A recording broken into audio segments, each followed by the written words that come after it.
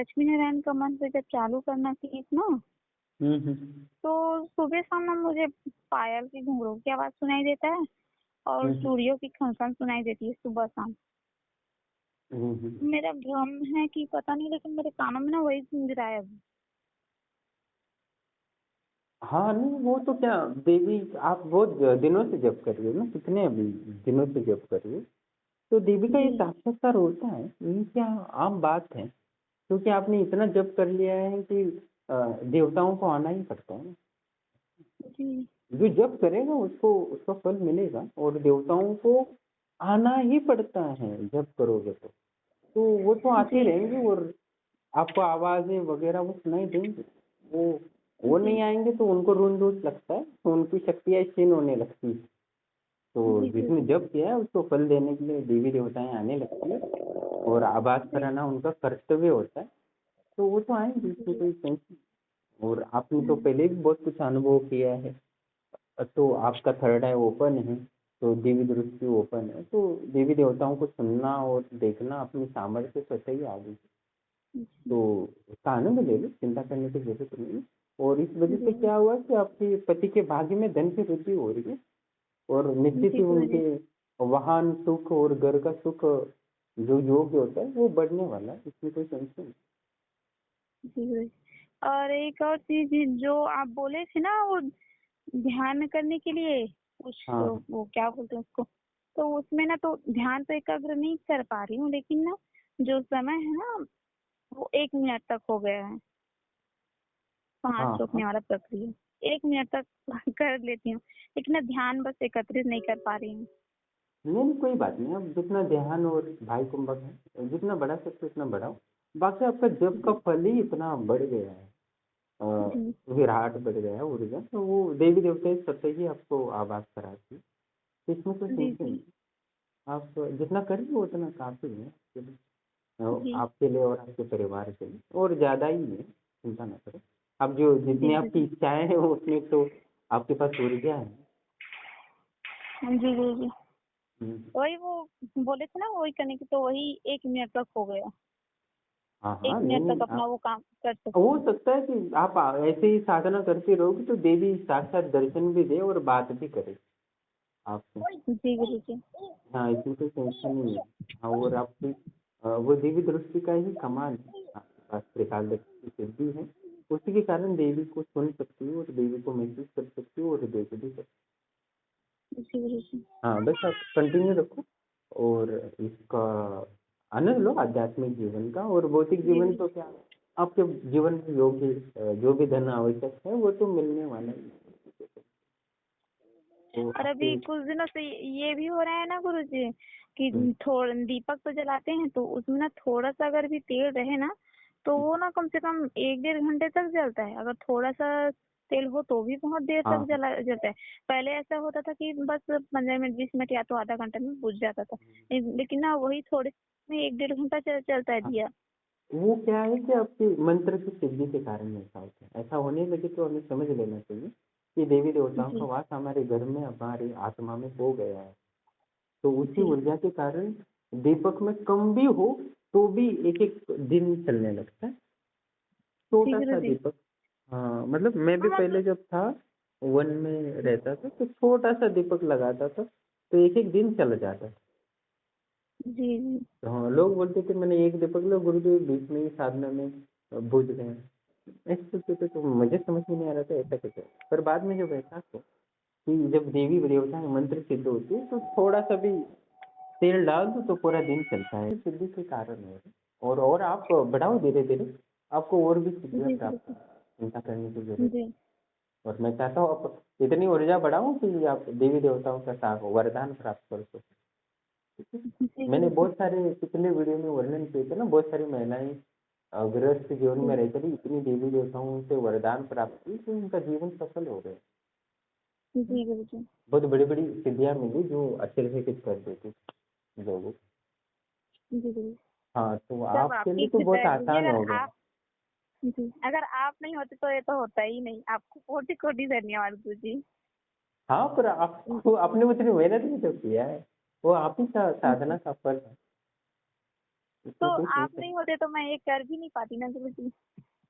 हाँ, ये तो है कि गुरु जब तक जी मार्गदर्शन नहीं देता तब तक वो संभव नहीं है कि हम किसी देवी देवता को पूर्ण प्रसन्न कर लें और उनसे जी आध्यात्मिक और भौतिक दोनों अ, प्राप्त कर ले या जीवन को समृद्ध बनाए। इसमें कोई समस्या नहीं।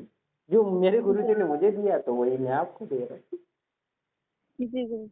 हाँ, तो बाद में आप इतनी सिद्धवान हो जाएंगे तो आप दूसरों को देंगे। इसमें क्या समस्या। जी नहीं तो इस जन्म में, नहीं तो अगले जन्म में दोगे। तो ये तो सनातन धर्म है, ये तो चलता रहता है। जी गुरुजी। हाँ, तो इसमें कोई टेंशन नहीं है। आपको तो समृद्धि भी मिल रही है और सिद्धियाँ भी मिल रही है। और जो व्यक्ति धर्म पे चलता है उसके पास बहुत सारी सिद्धियाँ वगैरह मिलती है ना। जैसे ऋषि मार्कंडेय थे, वो चिरंजीवी हो गए थे, तो वो किस लिए हो गए थे? धर्म के कारण हो गए थे।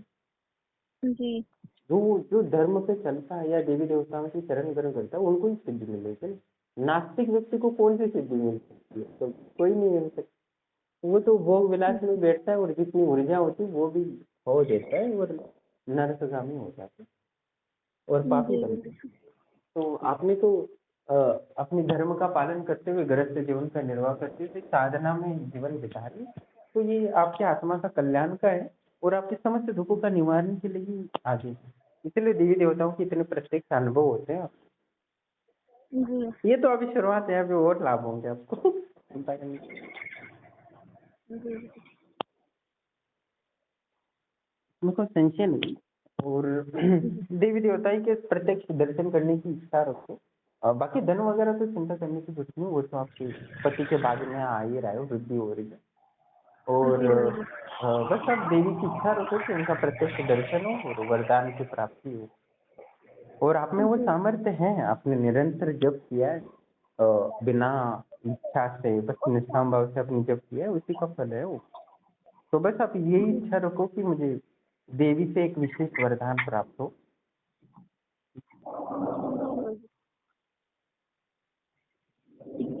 और उनका दर्शन प्राप्त हो। एक बार भी देवी देवता का दर्शन हो जाता है, भले आपने इतनी बार दर्शन किया है, इसमें कोई संशय नहीं। बस जी तो भी भाग्य खुल जाता जी गुरुजी। है और उसका फल आपके पति को और आपके पुत्र को तो मिला ही है ना। जी गुरुजी। हाँ, तो वो तो आपने अपने परिवार का ही स्वर्ग जैसा बना लिया है, उसका फल तो आपको दिखेगा, इसमें कुछ नहीं। जी गुरुजी। नहीं नहीं, वो तो आपको देवी वरदान भी दे सकती है और बहुत कुछ सिद्धियाँ भी प्राप्त हो। बस आप जी कंटिन्यू रखो, जितना हो सके उतना जप कर लो और समय का जी सदुपयोग कर लो और घर का ये करो। निश्चित ही आपको बहुत कुछ मिलेगा, जी गुरुजी। इसमें संशय नहीं है।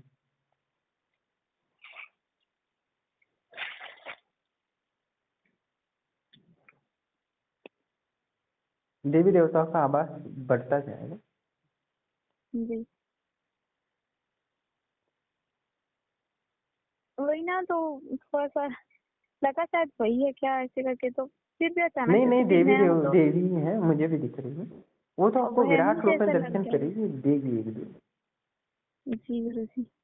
इसमें कोई समस्या नहीं। तो जी जी वो तो हाँ, आपको मतलब आपके आसपास के लोग भी उस ऊर्जा से प्रसन्न महसूस करने लगे। दुखी व्यक्ति भी आसपास रो आपके घर के बगल से भी जाए तो भी उसकी आत्मा में शांति महसूस होगी।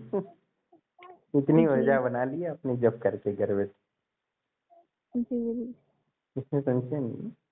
हाँ, निश्चित ही आपको बड़ी सिद्धियां उपलब्ध हुई। त्रिकालदर्शी से सिद्धि वो तो है ही, आपने कैलाश तक देख लिया है और अपने सूक्ष्म शरीर से तो और भी बहुत कुछ अनुभव हुए।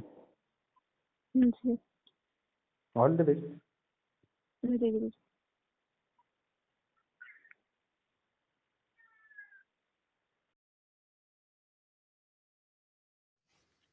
प्रणाम दोस्तों, जैसे कि आप ऑडियो सुन रहे थे और साधिका ने बहुत सारी उपलब्धियां प्राप्त की हैं साधनाओं के माध्यम से। और इनकी जो त्रिकालदर्शी सिद्धि है वो कितना सटीक बताती है। मैंने कितने सारे वीडियो डाले हैं इनके, आपने देखे होंगे। और इतना त्रिकालदर्शी की सिद्धि प्राप्त करना भी बहुत आसान नहीं होता। कितने लोग तो 10-10 साल 15-15 साल त्रिकालदर्शी सिद्धि के लिए लालायित रहते हैं पर उनको नहीं मिलता। और जिनमें आत्मा में परमात्मा के प्रति श्रद्धा है या देवी देवताओं को प्रसन्न करते हैं, सच्चे दिल से, तो निश्चित ही उनको 15 दिन में भी त्रिकालदर्शी सिद्धि मिलती है। और उनके कारण उनके पुत्र की प्राप्ति के लिए जो दिव्य पुत्र प्राप्त हुआ है, उसके कितनी वो भी कुल का उद्धार करेगा, इसमें कोई संशय नहीं। तो ऐसे पुत्र को प्राप्त करना चाहिए साधना के द्वारा। साथ ही इनके जो पति के लिए, बच्चों के लिए, घर परिवार की बीमारियां भी दूर कर देती है, छोटे मोटे कार्य भी कर देती है। तो निश्चित ही इन्होंने बहुत कुछ साधनाओं के माध्यम से प्राप्त किया है, और ना जाने कितनी बार वो कैलाश वगैरह सब दर्शन कर आई है। उन्होंने इतनी साधना की है, मतलब कैलाश का दर्शन वहाँ तक तो सोचना भी मुश्किल होता है, पर उनकी आत्मा वहाँ सूक्ष्म शरीर के माध्यम से यात्रा करके वो बहुत कुछ अनुभव करके आई है। तो इतना कुछ अनुभव करना संभव है, बस हमें साधना करने की ज़रूरत है। और मैंने अभी उनको यही बोला कि आप देवी का पूर्ण प्रत्यक्षीकरण करने की कोशिश करो, और साथ ही उनसे दिव्य वरदान प्राप्त करने की कोशिश करो। क्योंकि हमारा जीवन का महत्वपूर्ण जीवन का हिस्सा है कि हमें एक देवी या देवता को इतना प्रसन्न कर लो कि उससे वरदान प्राप्त कर सके। और उस वरदान इस जन्म में तो लाभ देगा ही देगा, आती अनेकों जन्मों तक आपको उस वरदान से लाभ हो सकता है, और इसमें कोई संशय नहीं है। और मैंने भी अपने कुछ पिछले कितने जन्मों में जो देवी देवताओं को सिद्ध किया, उनका परिणाम अभी भी होता है। मैंने पिछले साल वीडियो में बहुत बार बोला था कि मेरे गुरुदेव ने बोला था कि तुम्हारे पास कुबेर की सिद्धि है। मैंने बोला कुबेर की सिद्धि है, ये तो मैंने कभी साधना नहीं की है। तो वो बोले तुम्हारे पास पिछले जन्म से है। तो मैंने बोला इसकी परीक्षा कैसे कर सकते हो, मुझे तो कभी एहसास भी नहीं हुआ। वो बोले कि तुम इतने लेवल से कभी पैसा अब तुम्हारे पास नीचे आ ही नहीं सकता। तो मैंने ठीक है, तो मेरे पास जितना पैसा, तो मैंने सारा पैसा बांट दिया और जीरो हो गया, और सब जीरो हो गया। फिर भी मैंने देखा तो फिर मेरे पास लाखों रुपए आ गए। मैंने बोला यार ये कैसे हो गया, तो मैंने फिर सारे पैसे लाखों रुपए दाव पे लगा दिए, मतलब ये कर दिया। फिर अचानक मेरे पास फिर से लाखों रुपए आ गए। तो ये मैंने देखा प्रत्यक्ष परीक्षा की वास्तव में ऐसा होता है।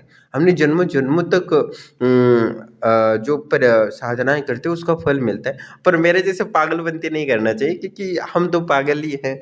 तो हमें परवाह नहीं होता कि हमारे लाइफ की ऐसी की तैसी हो जाए, क्या होगा, ये होगा।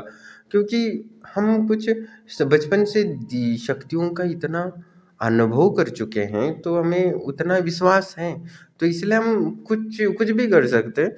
मतलब ऐसे पागलपंती आप ना करो कि ये कर लो परीक्षा वगैरह। ऐसे लोग करते हैं और वो नुकसान झेल देते हैं, उसको अंधश्रद्धा कहते हैं। एक होता है श्रद्धा और संकल्प शक्ति, जिसके द्वारा हम बहुत विराट अनुभव कर सकते हैं, प्राप्त कर सकते हैं। और एक होता है जो संकल्प शक्ति नहीं है, वो श्रद्धा नहीं है, और वो अंधश्रद्धा बन जाती है। तो उसको हमें समझने की ज़रूरत है। और मैंने जब अनुभव किया इतना कि, और आज भी अनुभव करता हूँ कि वो जो सिद्धि है कुबेर की सिद्धि, वो अभी भी मुझे इतना मदद करती है। मतलब जब चाहूँ तो बस सोचने मात्र से हो जाता है, कुछ करने की नहीं पड़ती। तो इसलिए हमें मंत्र जब साधना को बहुत महत्वपूर्ण समझना चाहिए, हमारे जीवन का हिस्सा बनाना चाहिए। हाँ, ये है कि आप जिस किसी को भी गुरु बनाओ तो उस पे श्रद्धा विश्वास हो तो ही गुरु बनाना चाहिए। ना कि कोई श्रद्धा वगैरह नहीं है गुरु के प्रति और फिर आप उसको गुरु बना रहे हो, तो वो मंत्र सिद्ध नहीं हो सकता। इसमें कोई संशय नहीं है। तो आप मैं हमारे आश्रम से जुड़ो या किसी भी आश्रम से जुड़ो, ये मत जुड़ो कि उसको वो लाभ हुआ है तो मुझे भी लाभ होगा। आपको वास्तव में अपनी आत्मा से पूछना चाहिए कि इस गुरु के प्रति मेरे पास कोई प्रेम, श्रद्धा, विश्वास है तो कितना है, ये समझ लेना चाहिए। और लगे कि हाँ बहुत विश्वास है, ये है, तो ही आप उस गुरु से जुड़ना चाहिए, जिससे कि आप उनसे जुड़ के आप विराट उस देवी को प्रसन्न कर सको और उसे दिव्य वरदान प्राप्त कर सको। क्योंकि इसमें सिद्धियाँ प्राप्त करना मामूली चीज़ नहीं है। पूरे पृथ्वी पर 800 करोड़ लोग हैं, कौन सिद्धियाँ प्राप्त कर रहा है या किसने देवी देवताओं का अनुभव किया है? बहुत सारे लोग तो 50 साल वे एक भूत का भी अनुभव नहीं कर पाते। मुझे बोलते रहते हैं कि गुरुदेव मैं 15 साल से 30 साल से बात कर साधना कर रहा हूँ, पर एक भी अनुभव नहीं हुआ। मैंने बोला कि तुम्हारे गुरु जो है उनके प्रति तुम्हारा विश्वास श्रद्धा ही नहीं है, तो कहाँ से वो देवी देवताएं आएंगे?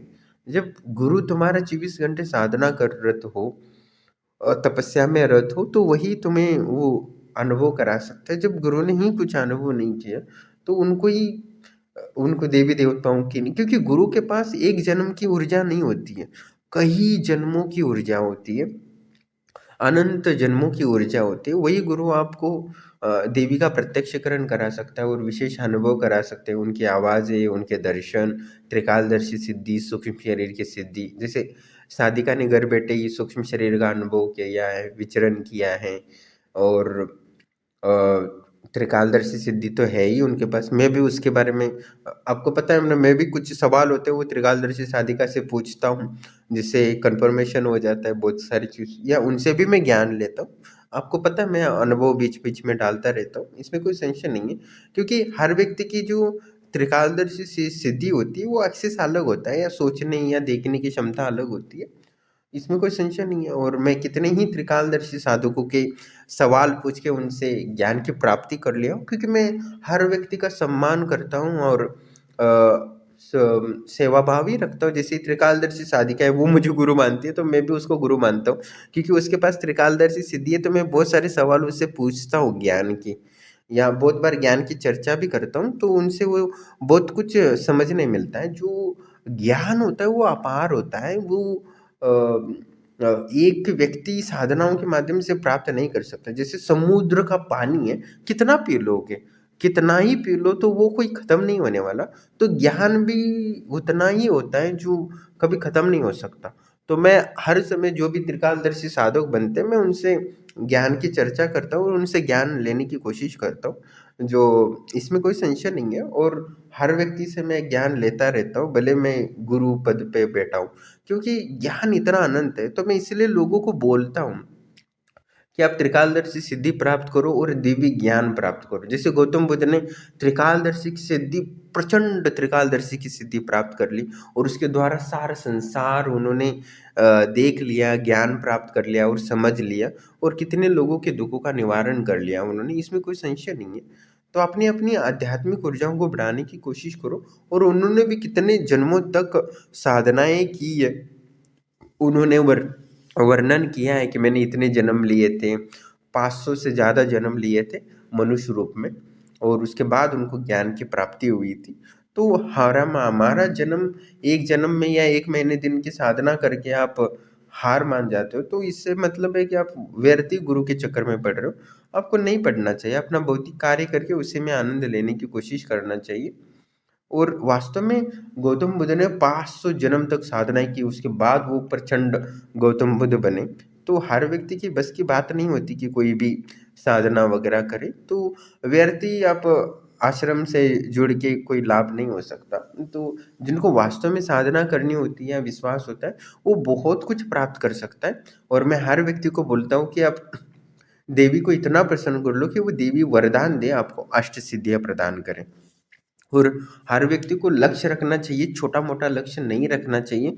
देवी से वरदान लेना चाहिए कि अष्ट सिद्धियाँ प्राप्त हो और पंच तत्वों से मुक्त हो जाए। और मैंने 2-4 महीने पहले भी बहुत कुछ विस्तार से बताया कि अष्ट सिद्धियाँ प्राप्त करना क्यों ज़रूरी है, हमें क्यों स्वर्गलोक या ब्रह्मलोक नहीं जाना चाहिए। इसके बारे में भी वीडियो मैंने बहुत सारे डाले, आप उसको देख के समझने की कोशिश करो। और अपनी साधनाओं को प्राप्त करना है तो वो देवी का प्रत्यक्षीकरण करने की कोशिश करो, उनसे दिव्य वरदान प्राप्त करो, जिससे कि आपका जीवन इस जन्म में नहीं, अगले जन्म में भी आपको लाभ दे सके, इसमें कोई संशय नहीं। और कितनी सारी सिद्धियों या देवी देवताओं की कृपा पिछले जन्मों के कारण मुझे इस जन्म में लाभ होता है। जैसे मैंने कुबेर का वर्णन किया, भगवान शिव का वर्णन किया, या बाकी देवी देवताओं का। तो वो जब बचपन में था तो मैंने देवी देवताएं स्वयं आती थी, बोलती थी मेरा जप नहीं किया तुमने, जप कर लो मेरा। तो सुबह उनका जप कर लेते तो गणेश जी आ जाते थे, गणेश जी बोलते तुमने मेरा जप नहीं किया। तो ये सब बचपन में ही होने लगेगा, तब निश्चित ही आप एक विराट पुरुष बन सकते हो, जो चाहे सब कुछ प्राप्त कर सकते हो, परम आनंद, परम शांति और समस्त दुखों से निवारण हो सकते हैं, इसमें कोई संशय नहीं। मैं उसका प्रमाण हूँ कि मैं समस्त दुखों से परे होके परम आनंद, परम शांति और पूर्ण ज्ञान में स्थित हूँ, ऐसा महसूस होता है। फिर भी मैं लोगों से ज्ञान लेता रहता हूँ, जो भी त्रिकालदर्शी बनते हैं, मैं समझने की कोशिश करता हूँ, जिससे कि अपने आप को और बेहतर बना सकूँ, जिससे कि मैं और लोगों को सहायता कर सकूँ। तो इसमें कोई संशय नहीं, हमारा जीवन का उद्देश्य यही होना चाहिए कि हम जितना बेहतर हो सके उतना बेहतरीन बनने की कोशिश करें और समाज की और दुनिया की सेवा कर सकें। हाँ, जो बहुत सारे लोगों ने, मैं मानता हूँ कि त्रिकालदर्शी सिद्धियाँ दी थी, उन्होंने दुरुपयोग किया, पर उसका फल भी तो उनको दिया है। जो अधर्म पे चलना चाहते हैं सिद्धियाँ प्राप्त करके, उनके लिए कोई स्थान नहीं है। ना परलोक में, ना इहलोक में, ना नरक में भी स्थान नहीं मिलेगा उनको। कीड़े मकोड़े बन के उनका जन्म ही नहीं होगा। तो कहने का तात्पर्य है कि सिद्धियाँ हमें प्राप्त करना चाहिए, पर धर्म की सेवा के लिए और धर्म को अधर्मियों का नाश करने के लिए और धर्म की रक्षा के लिए हमें सिद्धियाँ प्राप्त करना चाहिए। और जो भी प्रयास करता है तो निश्चित ही बहुत कुछ प्राप्त कर लेंगे। जैसे बहुत सारी साधक है, साधिकाएँ हैं, जो वास्तव में बहुत कुछ उपलब्धियाँ कर रहे हैं, मैं वीडियो में डालता रहता हूँ, तो निश्चित ही वो धर्म की रक्षा के लिए निश्चित ही बहुत कुछ करेंगे, इसमें कोई संशय नहीं है। और आगे जाके बहुत सारी समाज के योगदान देंगे, इसमें कोई संशय नहीं है। और मैं ऐसे साधकों को बनाने की कोशिश कर ही रहा हूँ। हाँ, देखते हैं कौन बनता है, क्या नहीं बनता। मैं किसी से वादा नहीं करता कि तुम इतना प्राप्त होगा, वो होगा। जिसको प्राप्त करना है तो कर लेगा, क्योंकि मैं यहाँ बैठा ही हूँ देने के लिए। जो मेहनत करेगा उसको लाभ होता ही होता है। बहुत सारे लोग 15 दिन में त्रिकालदर्शी बनते हैं, और बहुत सारे लोग सूक्ष्म शरीर से लेके कितनी सारी सिद्धियाँ प्राप्त कर रहे हैं, तो वो अपने मेहनत के बल के प्राप्त कर रहा है। क्योंकि मैं हर व्यक्ति से दक्षिणा समान रूप से ले रहा हूँ, तो समान रूप से ही ज्ञान सबको दे रहा हूँ। बहुत सारे लोग मुझ पे विश्वास करते हैं, श्रद्धा करते हैं, और मैंने जो एक-एक छोटी-छोटी बात होते हैं वो स्वीकार करते हैं। वो भले बहुत कम बोलते हैं मेरे से, पर मैंने जो बोला है वही काम करने की कोशिश करते हैं। और मेरी शक्तियाँ इतनी हैं कि वो आपको मालामाल कर सकती है, आध्यात्मिक और भौतिक रूप से, इसमें कोई संशय नहीं है। और बहुत सारे लोग आश्चर्यचकित हो जाते हैं कि उनको कितना ऐसा लाभ हो रहा है। तो बस आपको मैंने जो बोला है वो करने की कोशिश करो, बाकी मुझ पे और आश्रम की शक्तियों पे छोड़ दो। आश्रम में समझ लो कि कल्प वृक्ष ही है, आप जो चाहते हो वो सब आपको मिल सकता है, इसमें कोई संशय नहीं है।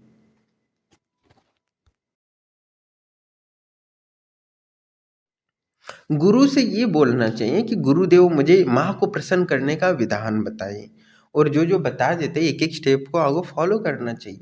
ना कि गुरुदेव को बोला गुरुदेव मुझे पूर्ण प्रत्यक्षण करा दो, ऐसा नहीं हो सकता। आपको माँ को प्रसन्न करने के लिए पूरा जान डालना चाहिए, प्रयास ही महत्वपूर्ण होता है। बाकी गुरु को समझ में आता है यार इतना मेहनत किया है, इसको फल देना ही होता है, और वो गुरु देता है, और इसमें कोई संशय नहीं है। पर वो जो वास्तविक जो माँ को प्रसन्न करने की भावना सच्चा नहीं है, तो आपको देवी देवताओं का प्रत्यक्ष दर्शन कभी नहीं हो सकता।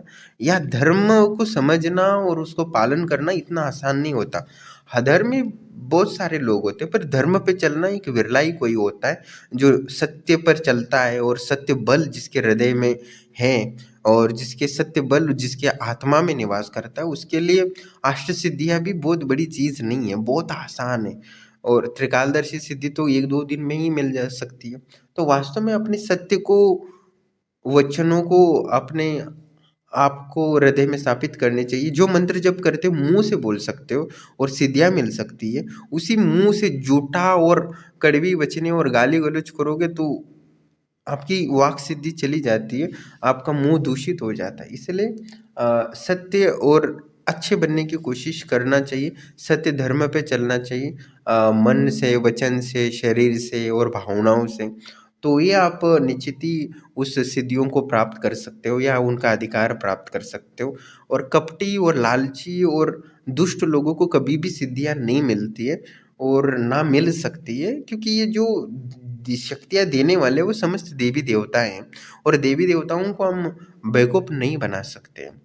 तो इसलिए जो सरलता के साथ साधना करने की चाहिए, और देवी देवताओं को आना ही पड़ता है, उनको देना ही पड़ता है, इसमें कोई संशय नहीं है। आपने जब किया है तो उसको हर हाल में उसका फल देना पड़ेगा, इसमें कोई संशय नहीं है, और इसको आपकी मेहनत का फल कहीं नहीं जा सकता।